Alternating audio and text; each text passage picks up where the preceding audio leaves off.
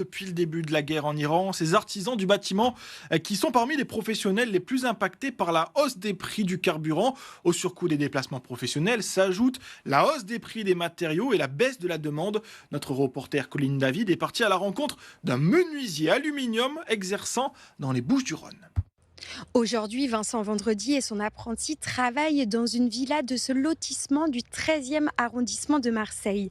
Mais depuis le début de la guerre en Iran, les chantiers se font de moins en moins nombreux. En avril de ce mois-ci, son chiffre d'affaires a chuté d'un tiers par rapport à la même période il y a un an. Face à la hausse des prix du carburant et à l'instabilité géopolitique, les clients sont de plus en plus frileux à s'engager dans des travaux. Une situation qui ne devrait pas s'améliorer avec la hausse des coûts des matériaux. Que tous nos matériaux, nous, autant en aluminium qu'en PVC, on a une augmentation annoncée par tous les fournisseurs d'à peu près 5% en moyenne. Pour les prochains devis, effectivement, si on augmente les prix de vente, on a un risque énorme que nos clients ne suivent plus et ne signent plus les devis. Donc on aura une réelle perte d'activité.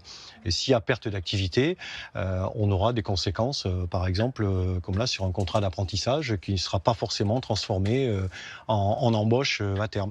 Donc ça aura un impact sur l'emploi au niveau de toutes les entreprises. Vincent ne touche aucune aide de l'État pour faire face à cette situation. À ce jour, seules les entreprises de BTP qui ont des engins de chantier peuvent bénéficier d'une aide de 20 centimes par litre de gasoil non routier.